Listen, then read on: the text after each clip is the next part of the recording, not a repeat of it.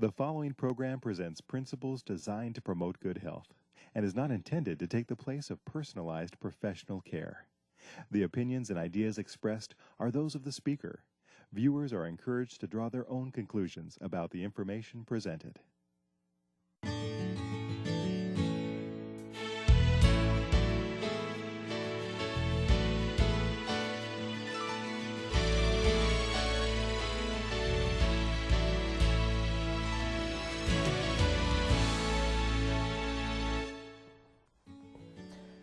Hello, welcome to Wonderfully Made.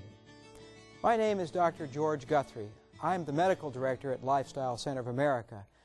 We're here today to talk to you about type 2 diabetes. We've learned some things from those people that we treat for type 2 diabetes at Lifestyle Center of America, and we think you'll be interested in them. Joining me is Dr. Tim Arnott. Thank you, George, and it's nice to be here on Yes. Wonderfully Made. Well, Tim, when we talk about diabetes, sometimes we get stuck as doctors in just treating the symptoms.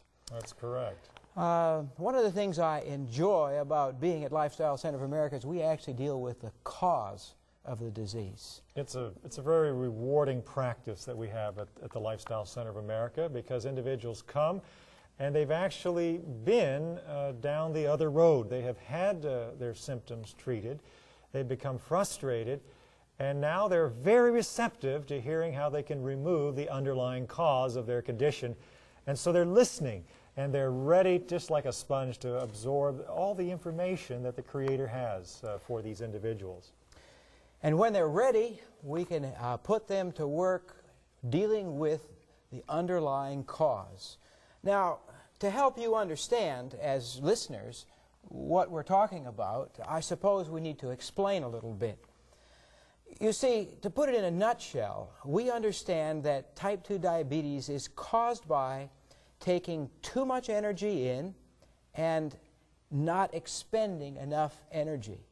And our body develops a resistance to the insulin in our body, and the blood sugars start to go up, and then the problems come from that.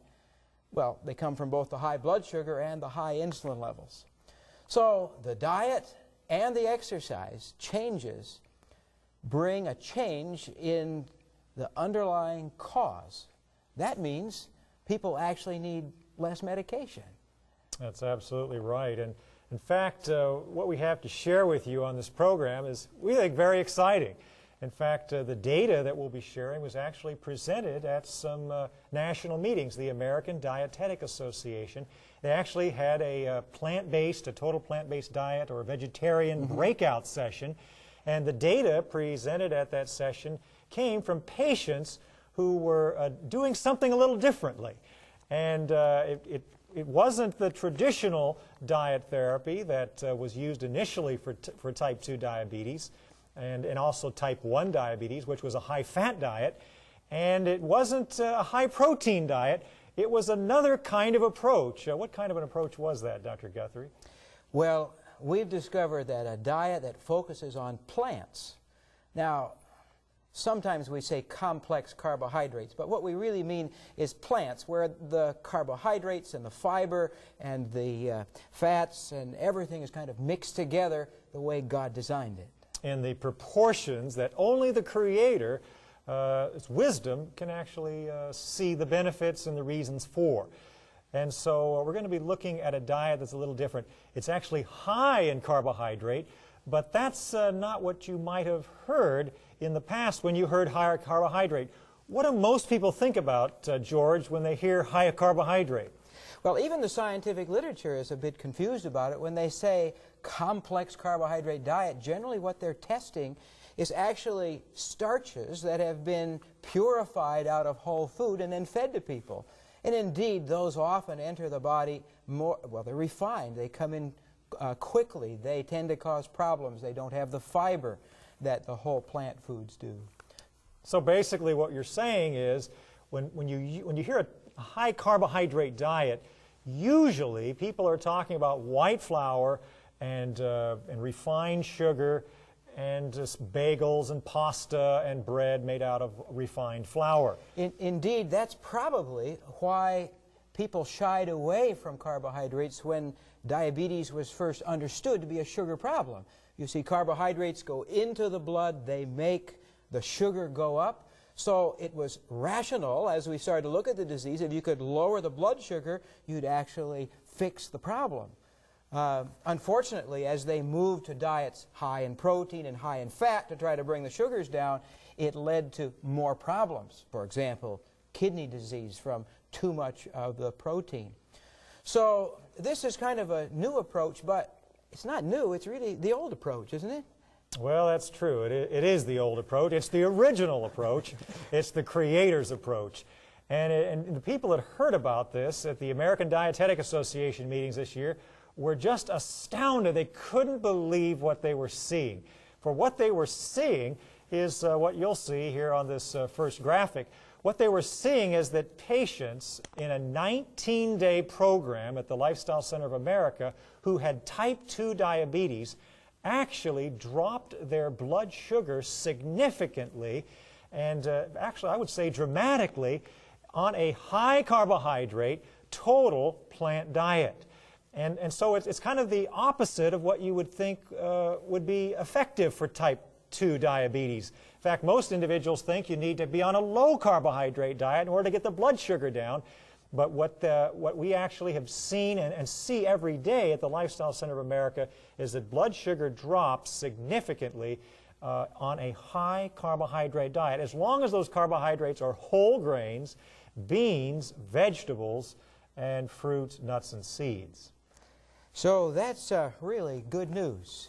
It is good news, and the best news, I think, about it is that not only is your blood sugar coming down, but those foods that you're eating are 80% water, and they're rich in fiber, and so what else tends to come down as your blood sugar is coming down? Well, you know, when we take someone's blood sugar, it's like taking a black and white photo. You do the click, and you know what the blood sugar is right there. As physicians, we like to be able to tell a little more. We'd like to have a video of the blood sugars so we could actually see what happens through the day. That would be a lot nicer. It's not perfect, but we've come up with a couple tools. One of those tools that we've used is something called hemoglobin A1C. That is, it's the hemoglobin molecule in the blood which, as it's formed, has sugar attached to it. And we know that the amount of sugar attached to it is reflected by, reflects how high the blood sugars are. Well, in our program at Lifestyle Center of America, we have 19 days to check and see what difference is made. And it takes about 3 months to see differences in hemoglobin A1C. A1C takes longer, that's correct. So actually, if you look at this data one more time, you'll actually see that what we used was not hemoglobin A1C, but something called fructosamine. And fructosamine is a similar arrangement, but it's not the hemoglobin protein, it's the albumin protein, another major blood protein, and it's the amount of albumin that is actually combined with blood sugar. And that you can see changes in about 2 weeks, and that's about the time between our first blood draw and our second blood draw. And so changes in fructosamine actually show that you're right, not just a fasting blood sugar today and a fasting blood sugar a week from now, but the trend of blood sugar over a 2-week period. You know, folks may not have recognized on that slide, there was a little thing up in the corner that said P equals less than 0.001. What does that mean, Tim? Well, actually, what that means is that the difference between the blood sugar, the fructosamine, in other words, the average blood sugar when they came into the program, versus the fructosamine level, or the average blood sugar as they departed from the program or left the program, was statistically different. In other words, there's less than 1 chance in 1,000 that the difference in these two blood sugar readings could be by chance. And so it validates that there was a real change. We like to say as scientists, it's statistically significant. That's right. Now, statistically significant doesn't always mean clinically significant.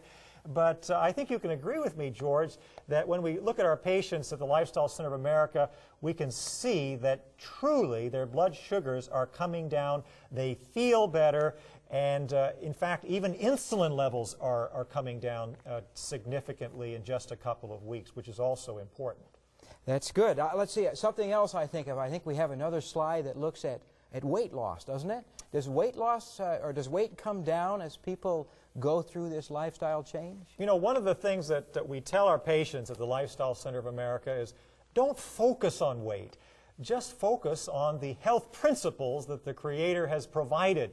The total plant diet, the walking program, the increase in water intake, spending 15 minutes in the sunlight at least 3 days a week, and getting adequate rest, opening the windows, get fresh air, move away from harmful substances like caffeine and alcohol and tobacco, and then spending time with your Creator.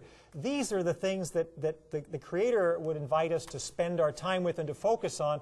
And when you do that, you'll have a side effect, and that side effect is weight loss. You mean I make a mistake if I just focus on my scales? Well, yes, actually, it's probably better not to spend so much time looking at the scales. You might want to check it once a week. But the reality is that if you're too focused on your weight and your weight's not coming down as you might like it to, anxiety level can go up, stress level may go up, and it may actually increase the difficulty of losing weight. And so, but people follow weight, researchers follow weight, and so we like to follow it as well. Well, that's an interesting way of looking at it, Tim.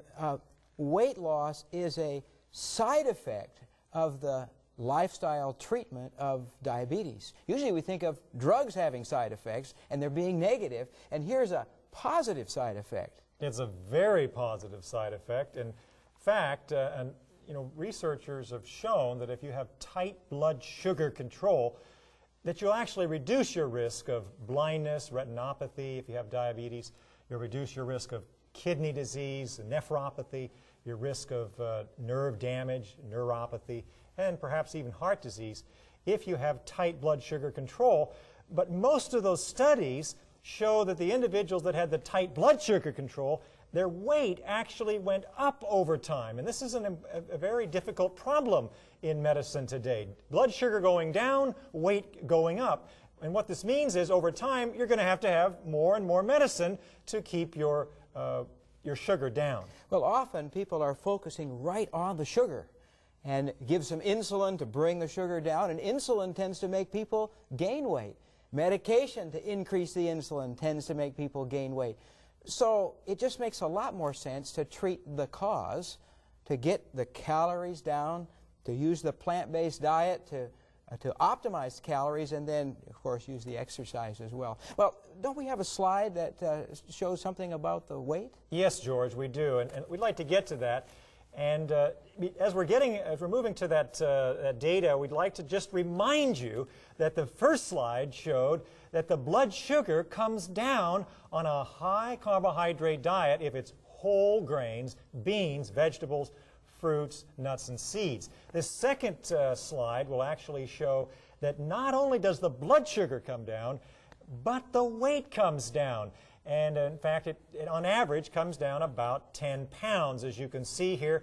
And again, each one of the slides that you're going to see on this program, the difference in between the parameter at the beginning of the program, weight in this case, and the parameter at the end of the program, 19-day program, is highly statistically significant. In fact, there's a less than 1 chance in 1,000 that the difference in weight here could be by chance. And so a 10-pound weight loss in just 19 days, that's a very significant thing. But the most important thing is that the insulin resistance that weight loss represents is a reduction. Insulin resistance lowered, smaller. And that means you're going to need less insulin or less medication if you have diabetes. My, weight loss as a side effect. Isn't that fun? Powerful.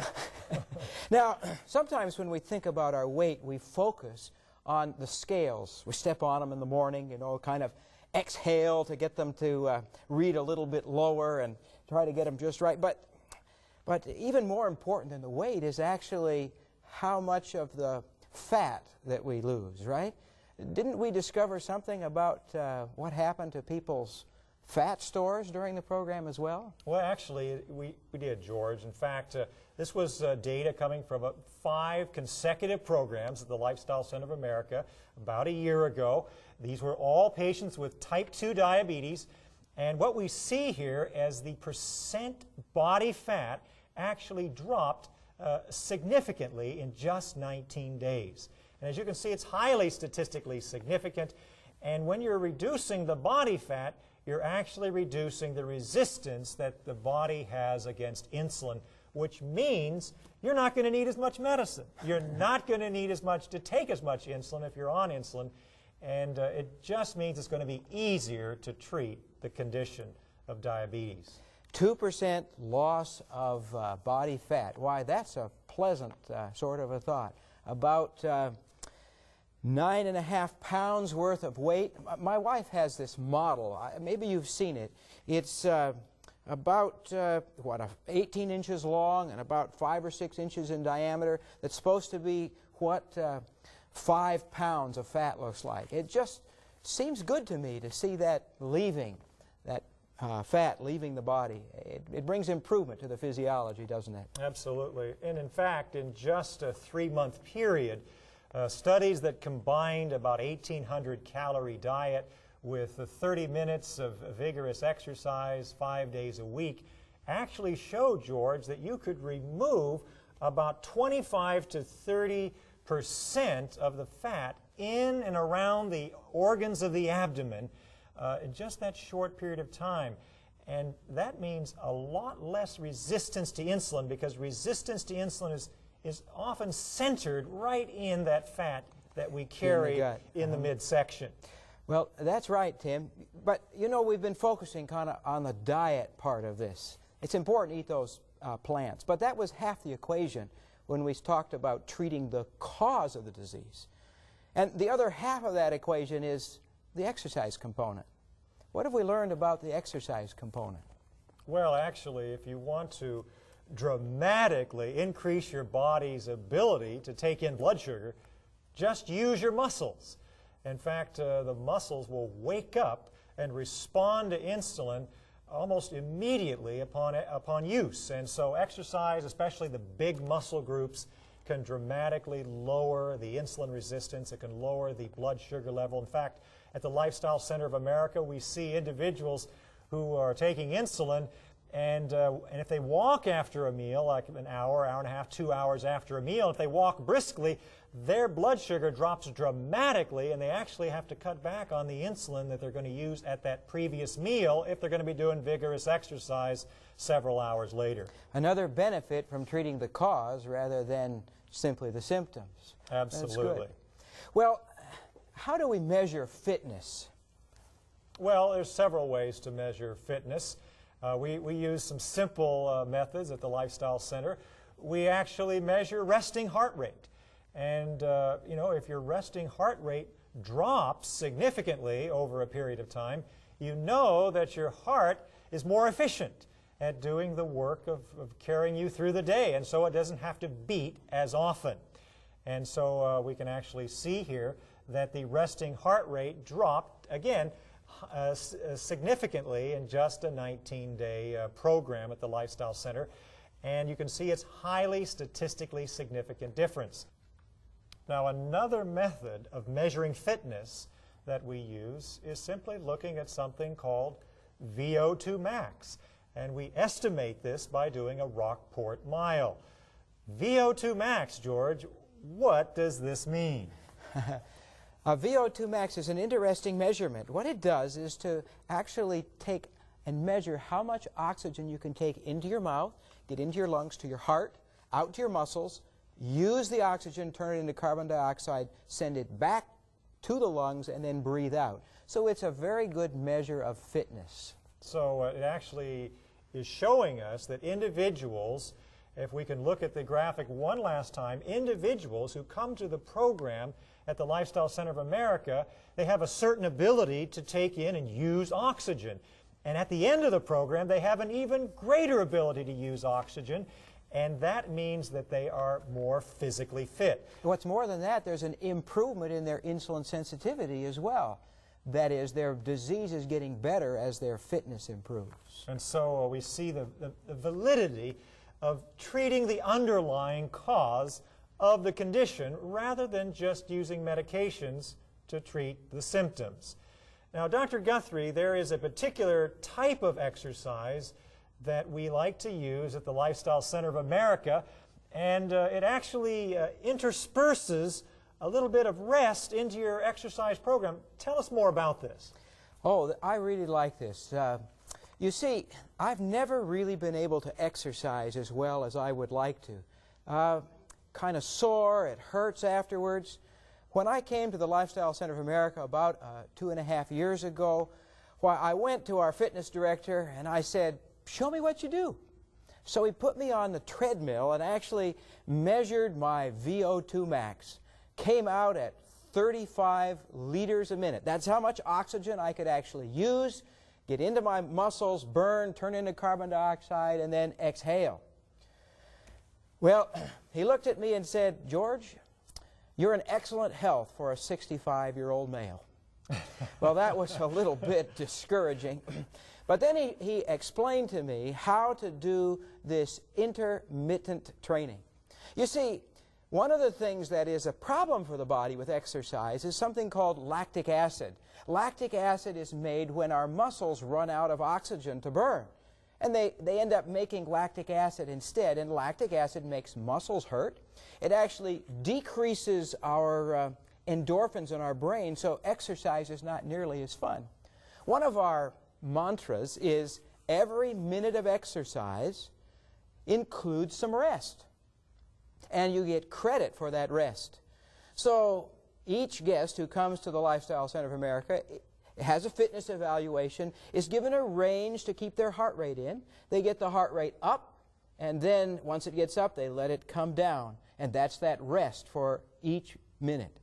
Well, you know, when I did that for myself, someone who had never really been able to exercise before, keep consistent with it, my VO2 max, when it was measured about 10 weeks later, came out at 44.3, about a 27% increase.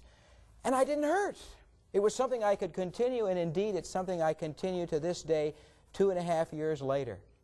The good news is that's what most of the people who come to Lifestyle Center have discovered.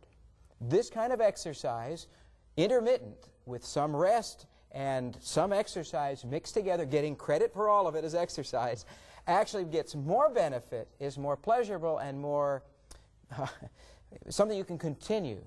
To me, that's an exciting new perception, a new perspective on exercise. Now, since there's not so much lactic acid, there's not so much damage to the tissues, and people are actually getting better faster rather than having the damaging effects of the lactic acid. And, George, the damaging effects of too much exercise on the joints and on the heart.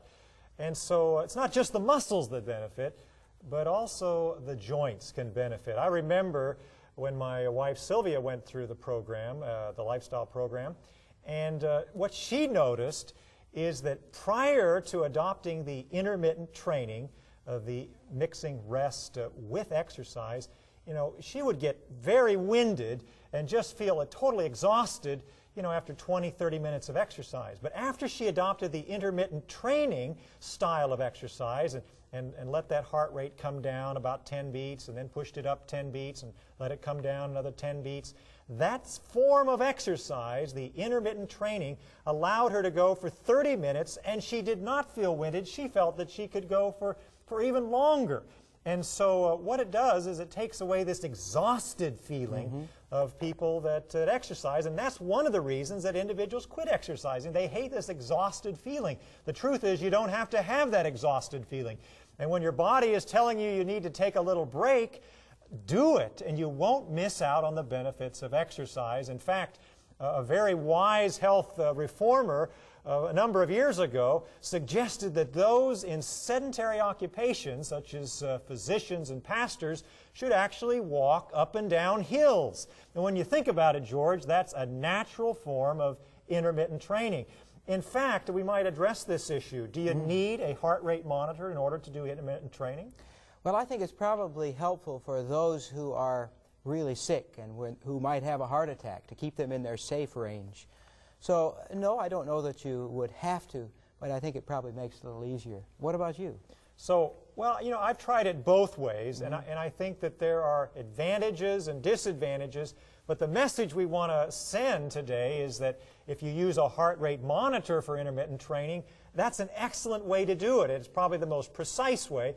But if the cost is an issue, or if complexity is an issue, if you like a more simple approach, that's okay. Just walk up and down hills, or walk faster and then slow down, or some who are able might be able to do a little light jog and then walking. But whatever you do, walk or exercise most days of the week. This is very important at getting at the underlying cause of type 2 diabetes. You know, Tim, one of the things that brings me the most pleasure as a physician now is watching people who come in with a cane or just hardly able to get around, sometimes a wheelchair, and have them come to me 2 weeks later and say, I just walked 2 miles. There is such pleasure in helping people get to the root cause of the disease rather than simply treating the symptoms, because they're actually getting better. They're feeling better.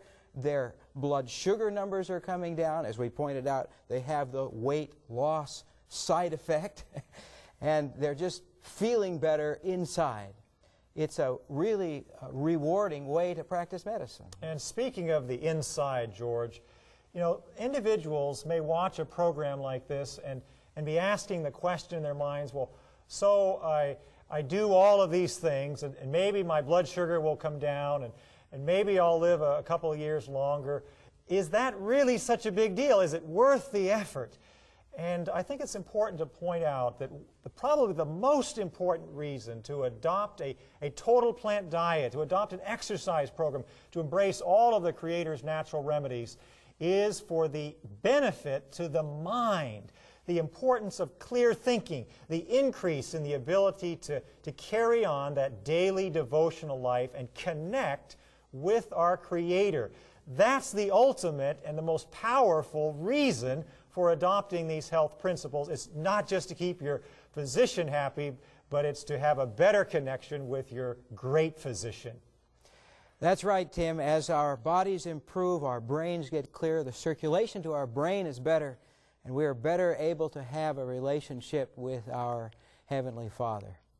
Well, if we understand diabetes, type 2, to be a problem with too much energy in and not enough energy out, then I suppose it makes sense to treat the cause, not just the symptoms. It's best to exercise, eat a good diet. We are wonderfully made.